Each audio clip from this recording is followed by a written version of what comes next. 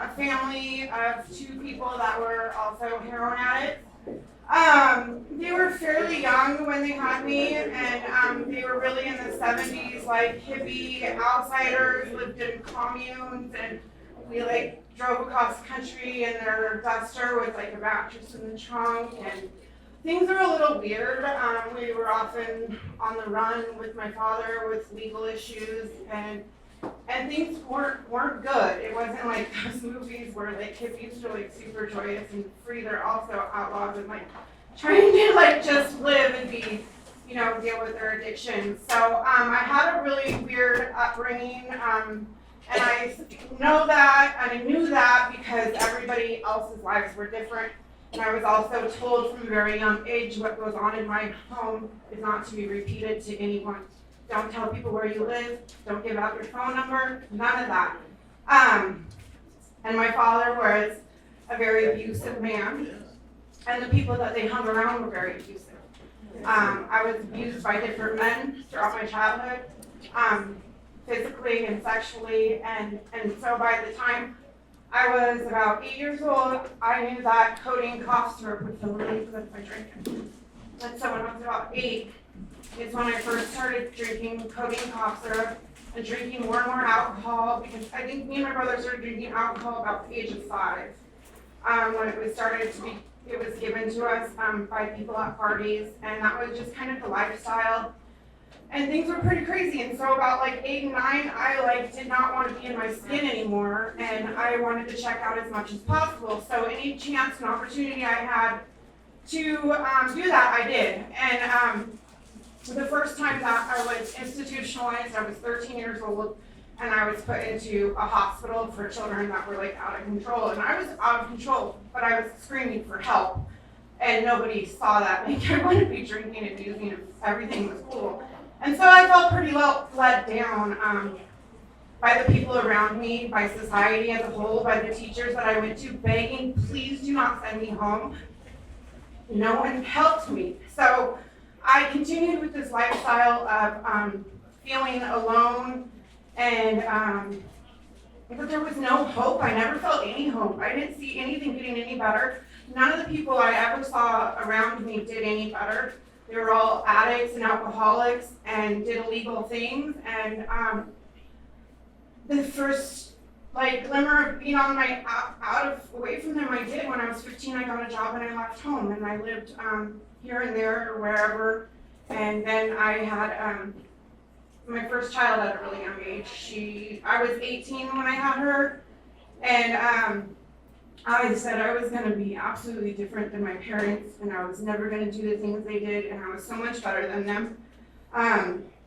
That was not the case. I didn't abuse my children and allow them to be abused, but my addiction picked up right after my pregnancy, right where it left off, and I was like my parents. I used and I drank, and I neglected the well-being of my family. It continued like that for a few more years, and I had 2 other children. And then the first time, the next time I was put into treatment, I was 23, and I came here to Seattle, and I lived here, and I was put into a behavior modification center on Cherry Street, and I got to take my kids, and that was my first here is recovery. I remember my clean date was 7/2/02, that's how long ago that was. And the behavior modification really made me aware of my behaviors and why I did these things, and how if I didn't do these things, I would quit using and being a piece of shit. So I went with that, and after I left treatment, I did stay sober for about 3.5 years. However, that sobriety I was just sober. I would go to the meetings because I had to have my slip signed. I was court ordered to attend them. However, I didn't pick up any of the literature. It sat on my dresser, and I kind of tossed it around when I was looking for clothes or something. But I knew that it worked for so many people, but it wasn't for me. I oftentimes would quote I think I'm less unfortunate, I think I'm one of those people that gets a pass and I'm never gonna get sober. I'm one of those, and I used that for a really long time. And then after about 3.5 years of sobriety, I did relapse, and I picked up again right where I left off, and this was 10 years of a battle. When I got into the rooms this time, I was 37 years old, and so I had been using my entire life.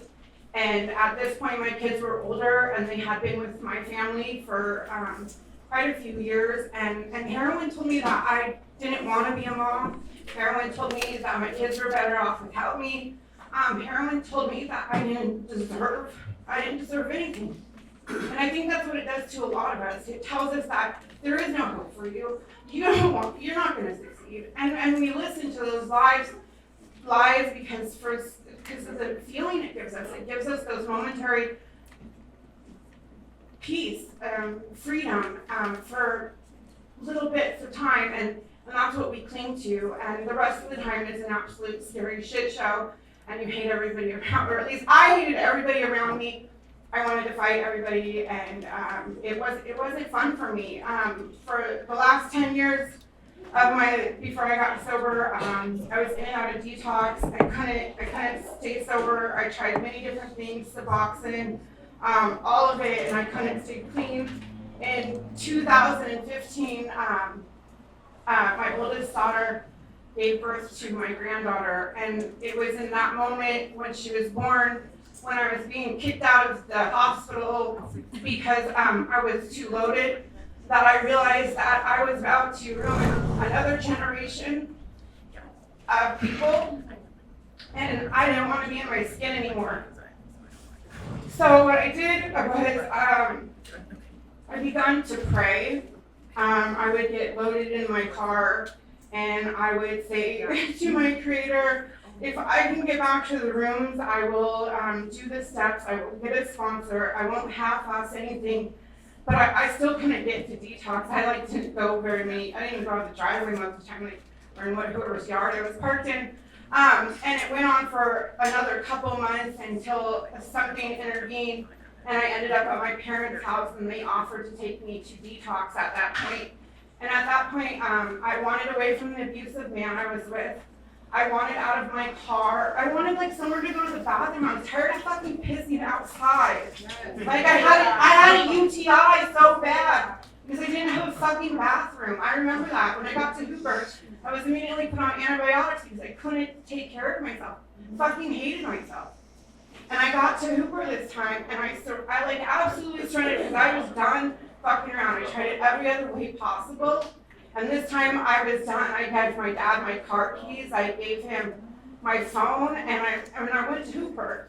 And the next day was my birthday, and I was like, oh, this is super shitty. I hope nobody notices it's my birthday. I do not want anybody to say happy birthday to me, because I will feel the need to reach out and find some entitlement of why I need to get high again. So nobody wished me happy birthday, and that was the best birthday present. So I made it through that day without reaching out to anybody, and I just was like, I'm just gonna go with it, and I did. I went to treatment from the detox center, and I went to a culturally specific center, which I had been to before, and I wanted to go again, and I was blessed enough to go back there, and this time I heard different things. I heard to be vulnerable, that my shame would go away if I spoke, no matter if my voice shakes or not, because it does, no matter how many years I'm sober, I'm still anxious. And they said to do 90 meetings in 90 days, and to get a sponsor, and to pick up the readings at the beginning of the meetings, because that's where you find your voice. And I heard all this shit, and I also heard that I needed to pray. I read, I think it was in the first step of the flat book, if I prayed for my obsessions to be lifted, they would be lifted. And I remember I was like, I don't have anything left to fucking lose, so I'm just gonna pray to the abyss. And I started doing that, and my obsessions became lifted. And with that, I trusted the literature more and more. I knew there was 2 guarantees in life. If I went one way, I was gonna die and I was gonna kill my family along with me. If I went the other way, I was gonna be joyous and free and have spirituality and integrity and honesty, and I was gonna have all this shit. And I was done messing around with that road. So I went that way. And what I did was cause like a fucking ripple effect throughout everybody I knew and my family. And it's just fucking unreal, you know? When you make the decision to find something to believe in, you have something that believes in you. Yeah. When you admit that you're powerless, you gain amazing power back into your life.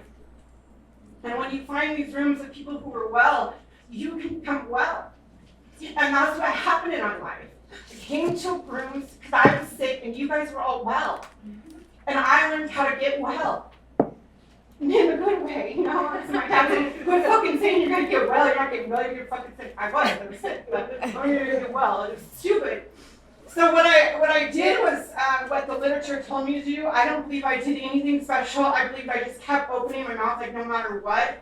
And I did not care what other people thought of me. If something is going on in my life, I will come to a meeting and I will tell you guys. And if you guys think that I'm a crybaby or you don't like my voice, I don't give a fuck. Yeah. Because these rooms are for me. These rooms are for you. Like my kids bled and cried for my seat. And I will be damned if anybody takes it from me. And I hope everybody finds that. Like this is art. Yeah. Not everybody gets to make it in this world. My 19-year-old stepson just died 3 years ago because he took a pill at a party. Oh, like we're fucking dying. And I'm sick of it. I'm sick of the attitudes and judgment in these rooms, and we just need to love each other. Like, if you take a pill because it keeps you sober, fucking do it, and do it for the rest of your life if you need to. That's you, and you deserve to live, and you deserve to come into these rooms without judgment, and that is what I want to offer to people, to my clients. It's like you belong. We all belong here, and this is a fucking amazing thing. Like Alex fucking 2 years ago, I'm gonna move to Seattle and I'm gonna start a fellowship. And I'm like, yes, Alex, you will, because you're fucking amazing, dude. And you did it down there, and with the chain reaction, like it says, like this is watching a fellowship grow up around you is something that should not be missed. It is like the best thing in the whole fucking world. Watching people heal and come in these rooms, and you guys are fucking love each other, and we're all cool, right? Most of everybody, but there's like a few, but I'm just saying, like, with the 12 steps, like in my back pocket, I've been able to become a first-generation college student, graduate. I've gotten degrees. I'm a bachelor level counselor. I have a career. I've worked at my job for fucking 4 years. Like, what? That's crazy. All my kids are good. They're healing. They're not healed, but they're healing. I see it. Sorry. Thank you. And I regretted so many years that I gave heroin my life and I gave heroin my kids. But today I have it. I have it all. We actually have 3 adult children at our house right now, but that's another story. But we have that ability with using the 12 steps and the 12 traditions to release of all these like shitty things. We become like those spiritual beings that we truly are. We're not those bad things that we did. We're like spiritual beings. We're beautiful. We don't deserve hate and anger. And we don't deserve to give that to other people. So I guess I run groups all the time and I get kind of intense too when I do them. But I'm really happy to be here in Seattle. I kind of had like a trip driving through here because I tried to get sober in 2002, but I didn't do the fucking work. I didn't do shit. And so it took me to 2015 to get sober, and you don't have to do that. In 3 days, I will have 7 years. Woo!